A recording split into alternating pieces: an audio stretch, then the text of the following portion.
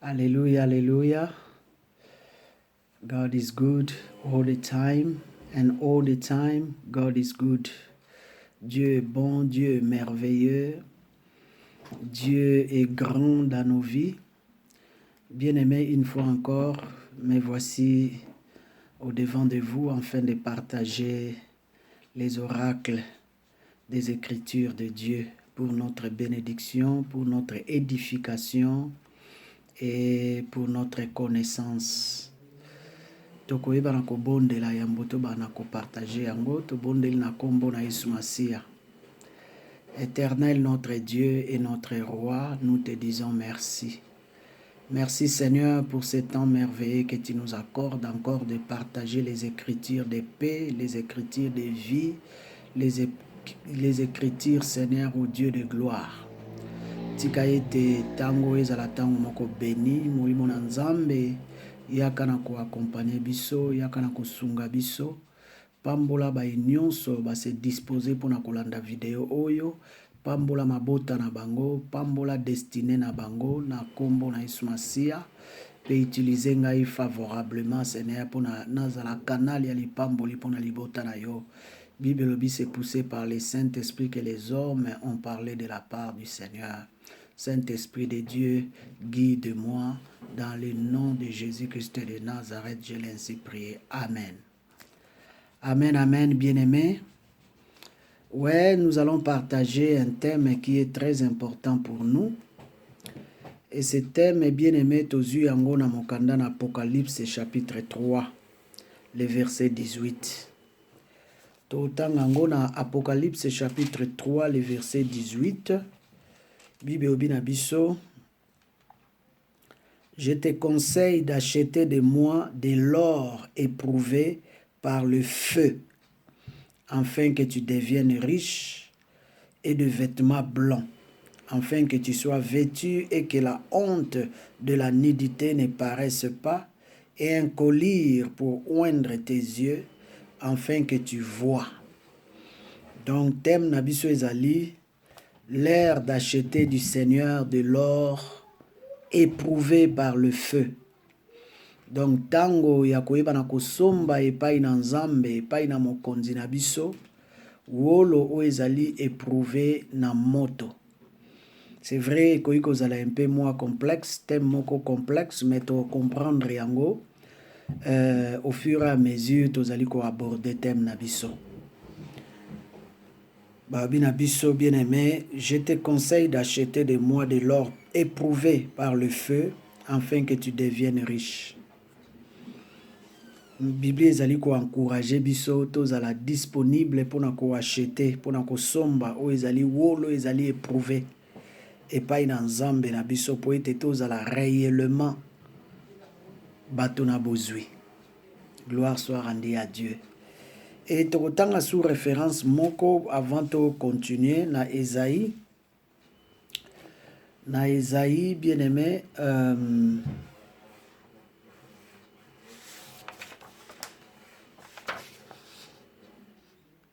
Esaïe chapitre 55, le verset 1 à 2. Esaïe 55, le verset 1 à 2.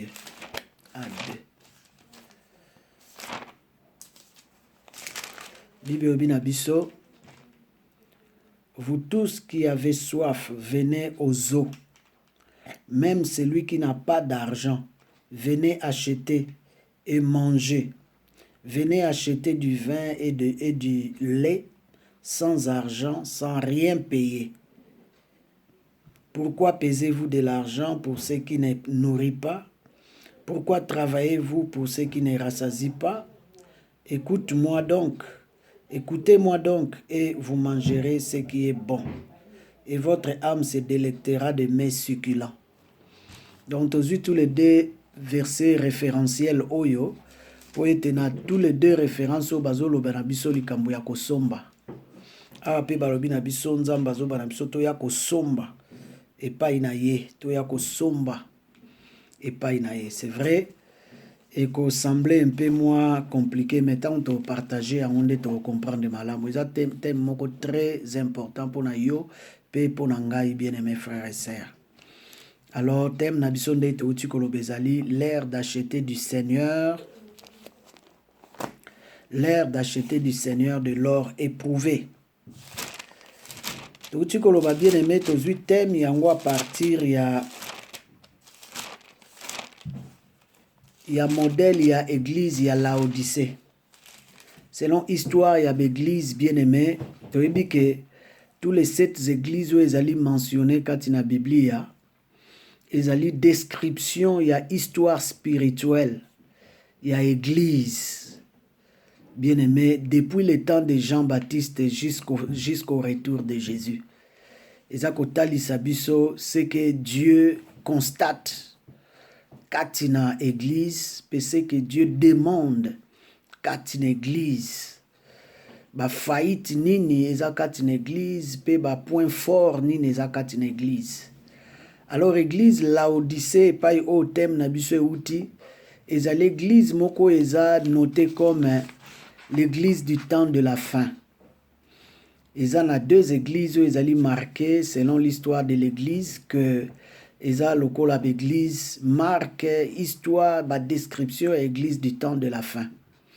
Et tous en a 2 églises où ezali marqué l'église du temps de la fin ezali Philadelphie et na Laodicée ezali ba exemple ba modèle ya l'église du temps de la fin. Tout le monde a histoire na ya église bazali kotalisa biso 7 églises où ezaki basé na Asie mineure na Asie.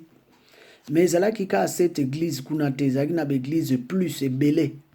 Mais pona ni nzamba yebi ka ko noter 7. Ezali parce que chiffre 7 et pas na nzambe ezali chiffre moko ya perfection. Chiffre 7 et pas na nzambe ezali chiffre moko ya plénitude. Donc nombre wana 7 ezali ko représenter l'église nyonso. O ezalaki kuna poto na l'église mususu net na Asie mineure net église à Colosse. Ezalaki pe église moko importante, église moko munene mais ezalaki mentionné te awa. Donc tout le monde ezalaki na l'église mais ba mentionné kaka 7 o ezali modèle il y a l'histoire de l'église pendant le temps de Jean-Baptiste jusqu'au retour de Christ. Alors, tous les versets au bien-aimé na référence à l'église du temps de la fin où il y a l'église il y a Laodicée. Or, l'église il y a Laodicée, ils allaient remarquer comme l'église bien-aimée apostate. Parce que Laodicée bien-aimé l'inkoloba jugement du peuple. Donc, ils allaient l'église moko oyo vraiment apostasie ezaki manifeste un peu beaucoup. Ezape lolenge moko na ba église tozomona na tango na suko tokomi. Donc ezana ba église apostasie etondi meke. Yango nzamba azali ko instruire biso toyeba lolenge ni toko se comporter. Alors moko pe ya église attend de la fin za l'église ya Philadelphie, wana église moko vraiment modèle. Il y a genre, il y a église où Yesu esengeli anetola na enlèvement. Où ils allaient l'église où ils allaient manifester vraiment un amour fraternel. L'église du réveil du temps de la fin, amour fraternel. Alors, yango moi muketo koloba, je crois que si tolobe là déjà sur l'histoire de l'église, mais ce qui peut nous permettre, on peut encore en revenir. Parce que mikolo tokomi eza important to eba mingi ba message scatologique où ils allaient attendre de la fin parce que tokomi vraiment attendre de la fin. Toza na tango na suka ba message attend na suka yango nde sengeli na biso pour éveiller où ils allaient milimo na biso pour eba na ko éveiller ba âme pe conscience na biso et ba na ko pesa biso encore makasi ya ko eba na ko saela nzambe lolenge sengeli. Gloire soit rendue à Dieu. Après toko ya motuya toko kiso tolungi to banda kopesa mpe ba définition tant tozomona bazolobela or kati na Bible ezali symbolique. Or ezali représentation ya divinité. Eza kotalisa bonzambe. Wolo ezali bonzambe. La divinité de Dieu. Et tant tozali komona baza koloba na biso kosomba acheter.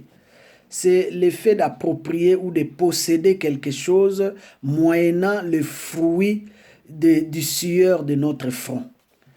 Kozwa, kosomba eloko, kozwa eloko, s'approprier eloko, posséder eloko, moyennant bien aimé le fruit de la sueur de notre front. Parce que Bible obiete, tokoyeba bobele, c'est à partir de la sueur de notre front nde tokoyeba na kozwa oyo esengeli pe tokoyeba na kolia. Alors toyeli su komona ntango balobi éprouvé, l'or éprouvé par le feu, bazotalisa ke or oyo ezali pur, ezali or moko eza lolenge na lolenge te, mais or moko ezali vraiment pur liboso na nzambe, oyo ezali sans souillure, or oyo ezali sans compromission. Yango nde eza kolimbola un peu l'or éprouvé par le feu. Alors signification ya thème na biso bien aimés frères et sœurs ezali ete, c'est-à-dire au fait eloko nzambe alingi apporter kati na biso ezali kososola ete l'heure de s'approprier du trésor pur de la divinité est arrivée. Donc tango ya koyeba na kozwa, tango ya koyeba na kobatela, tango ya koyeba bien aimé ya kosimba makambo ya motuya oyo ya bonzambe. Donc ekomi tango moko ya kozwa su makambo na nzambe la légère te. Donc soki tobandaki kozwa makambo na nzambe la légère liboso bien aimé tango eza su tango la légère te. Soki tobandaki ko négliger makambo na nzambe tango eza su tango ya négligence te. Soki tozalaki bien aimé ko se laisser kovanda kosala eloko te mpo na nzambe tango eza su tango ya kovanda te, komi tango bien aimé ya kosala vraiment oyo esengeli, parce que tokomi na tango na suka. Tango oyo nyonso tozosala yango nde mteke konte kodétermine oyo ezali avenir na biso et kodétermine oyo ezali lobi na biso, parce que tokomi na tango oyo église ekomi presque à la fin. Tango tozobela même église à Laodicée, église ekomi presque à la fin. Sikoyo ezosenga moko na moko ya milengele, parce que enlèvement église ekomi pene.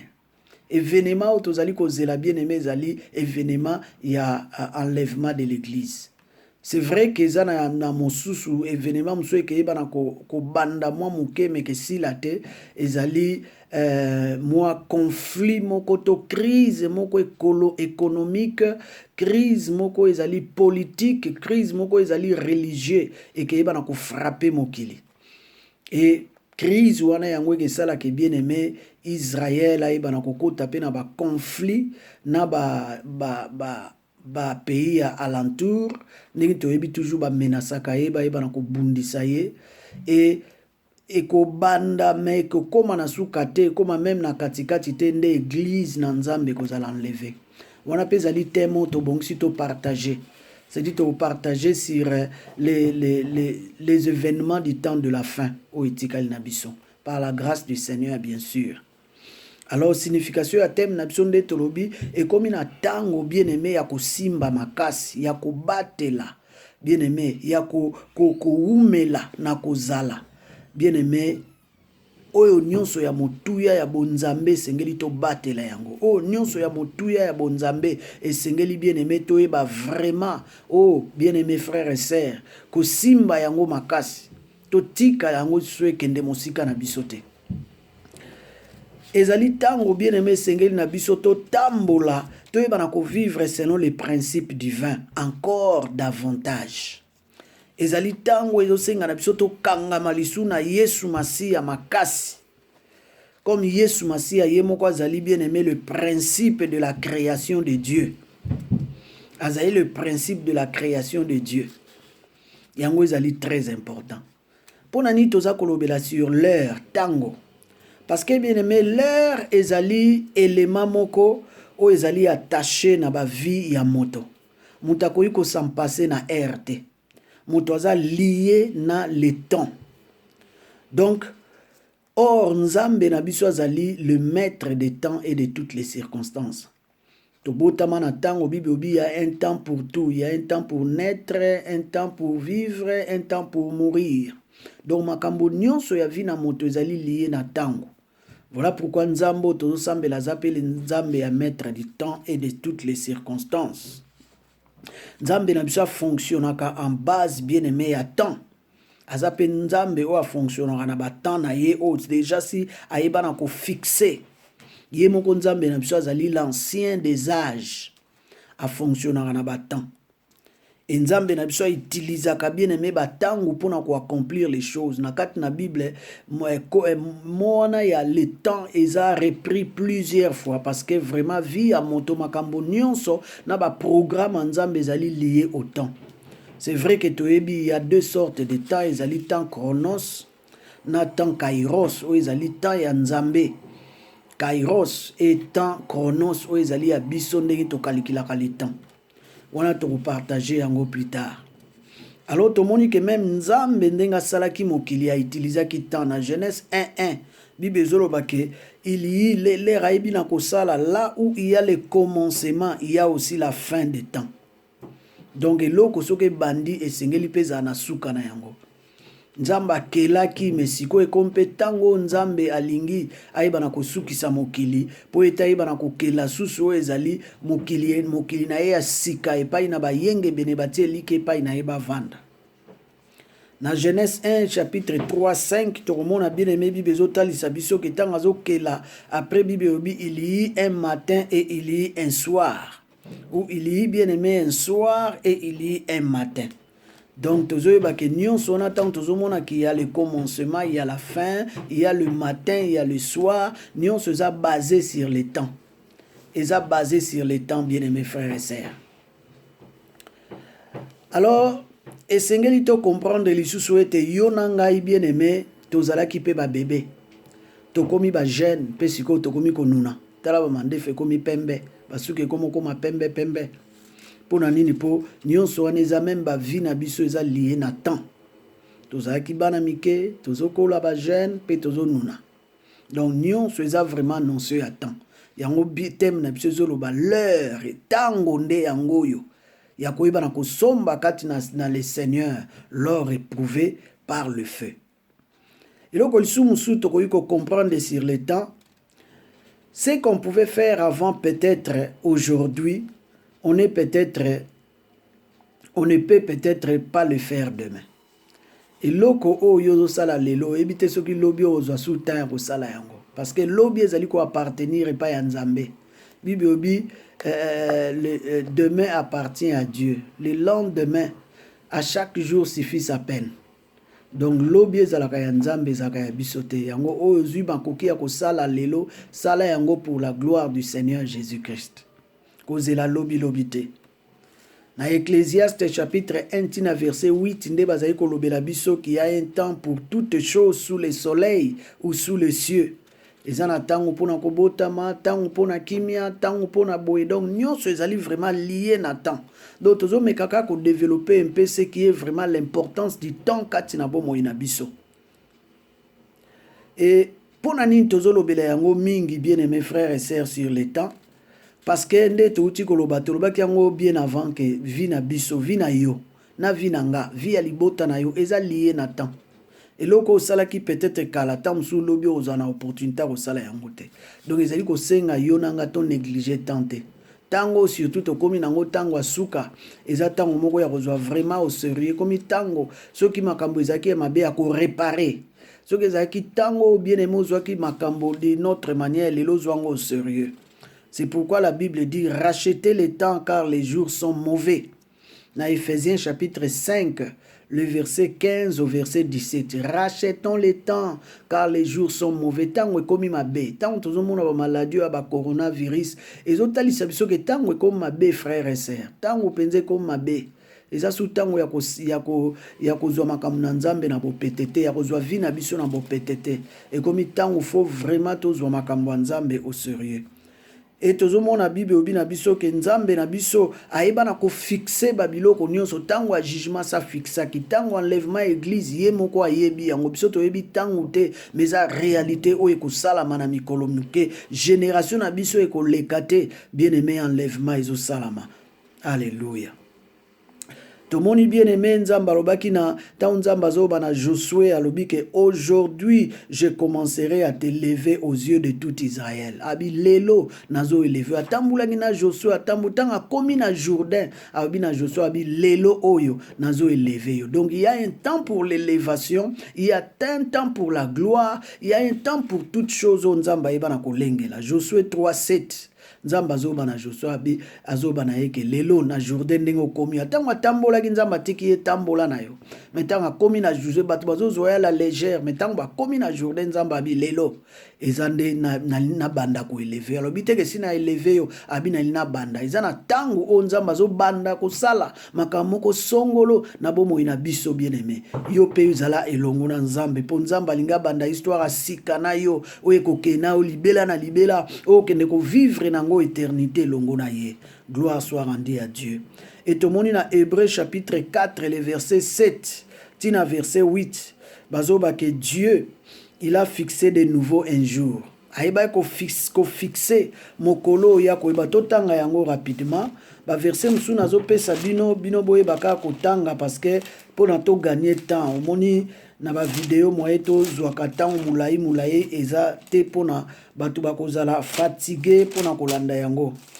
Donc Hébreu chapitre 4 le verset 7 à 8 Bible obina biso Dieu fixe de nouveau un jour aujourd'hui en disant dans David, bien longtemps après, comme il est dit plus haut, aujourd'hui si vous entendez sa voix, n'endurcissez pas vos cœurs. Car si Josué leur avait donné le repos, Dieu ne parlerait pas après cela de notre repos.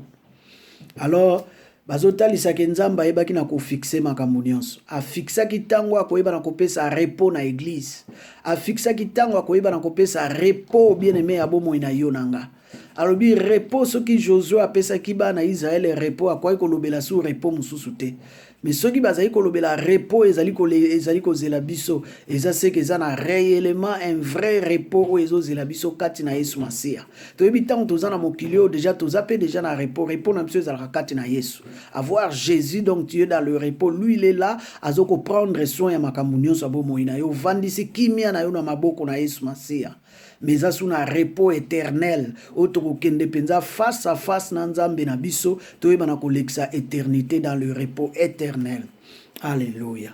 Donc yango ezali ba vérité to sengela to comprendre sur la notion du temps mwandambu toyebi na ko briefer yango parce que thème na biso za kolobela ka le temps te mais olobela makambo ebele balobili biso eza le temps d'acheter du Seigneur de l'or éprouvé par le feu. Deuxième bien-aimé partie na biso tolinto lobelezali ko acheter to comprendre un peu verbe wana parce que mingi eza un peu compliqué koyoka que kosomba est-ce que to yasu na nzambe po kosomba parce que ze belé to mona ba na nzambe na l'église ba koma na kosala makambo se koma kosomba mais o nzamba za kolobela biso eza na le domaine ya kosomba wana o batu bazo salela te mais eza na domaine moko très important o esengeli to comprendre Pourquoi acheter, bien-aimé? Les choses de Dieu doivent être achetées. Pour nini? D'abord, Bible Binabiso, Dieu a dit, tu as reçu gratuitement et tu donneras gratuitement. Dans Matthieu chapitre 10, le verset 8. Donc, acheter au bazolo banabiso, eza penzate ko mbongo na yo kene ko somba ngolu, o kene ko somba bonté de Dieu, ba somba ka bonté de Dieu te, ba somba ka ngolu te, ba somba ka onction na mbongo te. Ya honto mo na Bible, bien aimé le magicien wana Simon, tanga mona qui était batu baza ko recevoir les dons du Saint-Esprit par l'imposition des mains bien aimées des apôtres. Aya lobina pesa bino mbongo, bo pesa nga makokio na balobi kende kufa na mbongo na yo. Parce que na nzambe eza makambo mbongo te o to pesaka eza ba action de grâce ba offrande ba dîme eza pona ko concrétiser amour toza nango pa na nzambe pona ko faire fonctionner l'évangile parce que l'évangile est gratuit mais l'évangélisation et ba ko senga makoki parce que faut ko za na mbongo pona ko organiser makambo wana nyonso. Donc, eloko msutoli esengeli to comprendre bien aimé pour ces verbes vendre et acheter. Tant tozo yo kana Bible na verset na biso to tangimi bale o ya Apocalypse 3 pena ya Esaïe 55. Tant bazolo bela si ces verbes acheter linkoloba ni elinkoloba ko payer un prix ko futa ko yeba na ko payer prix moko songolo. Prix yango bien aimé o esengeli futa prix. Au sala quelque chose ezali ko manifester le kolo sombi eloko ko payer un prix yango bazali ko lobela sir acheter payer un prix Et prix wana o tozolobela ko payer elingi koloba eza ba prix moko spirituel, ba prix moko physique, pe ba prix moko matériel. Ndenge Ésaïe chapitre 55 le verset 1 à 2 elobeli biso. Alors prix ndenge ni tokoyi ko futa ko somba bien-aimé ezali les trésors de Dieu, les choses de Dieu par un prix o tolobi ezali spirituel. Premièrement tozomona tobandi nanu attends un peu. Oui, énuméré.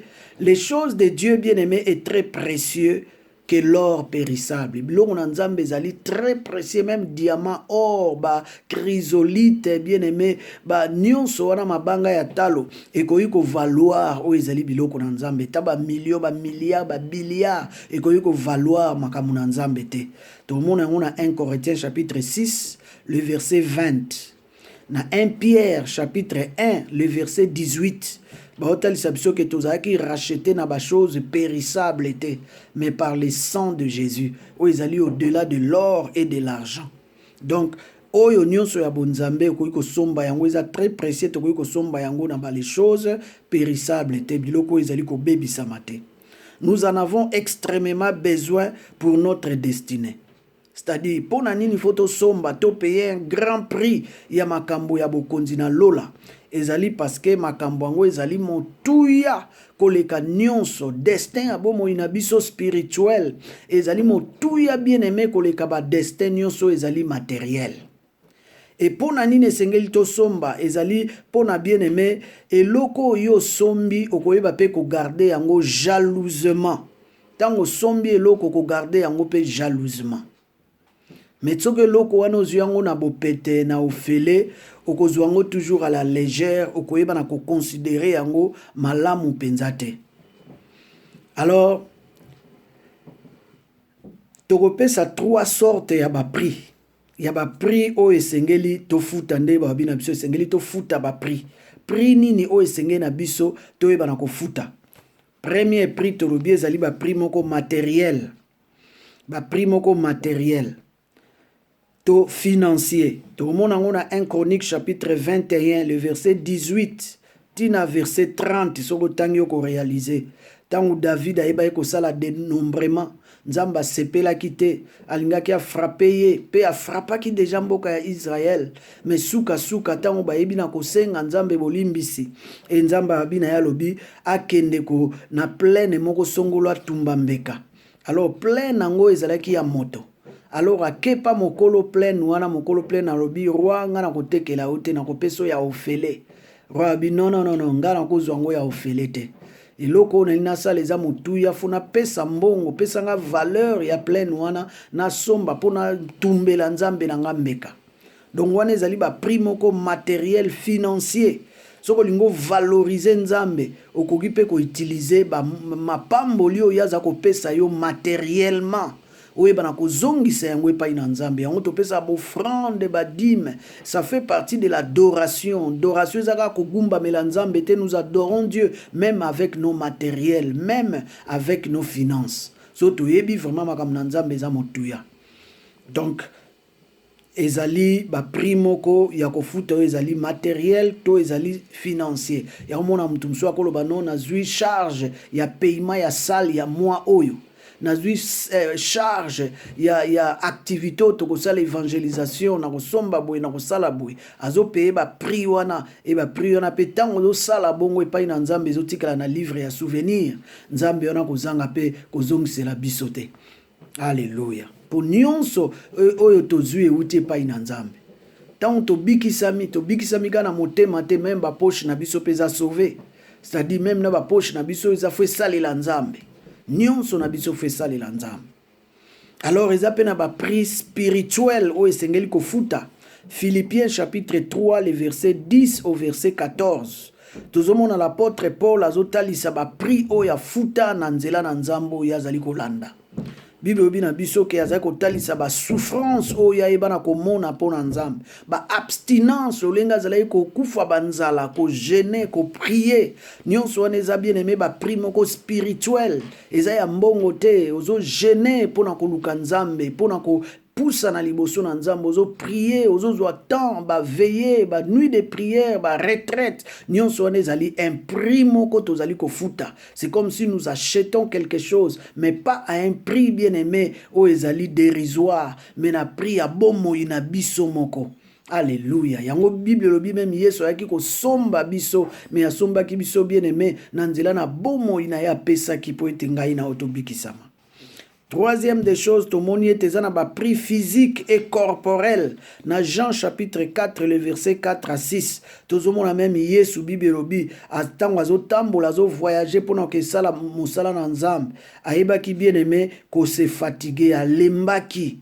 Donc na mosala nzambe ko ipe ko lemba na nzoto pe ko iko lemba. Donc ozo payer un prix o ezali bien aimé physique na nzoto o lembi. Pona ni pozo sale la nzambe sale loko moko esongolo pona nzambe nzoto pe ko iko déclencher ko iko lemba bata musupe ko kape nzoto ko et comment menacer na maladie songolo parce que ozo traiter yango dire loko la faute apôtre Paul alobi je traite durement mon corps po ete nazalate oyo ngai nazali kote ya bato nazote ya babikisama bongo ngai na bikisama te. Donc il y a aussi des prix o ezali physique ba prix o ezali corporel o tokoki ko futa bien aimé na nzela na ba sacrifice o biso tozali ko sala pona nini po toyeba na ko mérito ezali bokonzi na lola na nzambe. Et comment payer ce prix en se donnant à Dieu par une consécration réelle? Comment payer ce prix, bien-aimé, avec une intégration totale au programme de Dieu? Koyeba na komi koti samobimba na ba programme na nzambe. Koyeba na ko s'engager na ba vie de prière pour na ko soutenir l'œuvre de Dieu. Koyeba na ko zala fidèle na nzambe malgré ba réalité na biso. Ko zala fidèle et pas na nzambe wana. Au nom de Jésus-Christ de Nazareth. Alléluia. Wana toyebi na ko sili sa première partie, alors to kende ko enchaîner deuxième partie na biso. Merci, que Dieu vous bénisse. To landa deuxième partie tout de suite.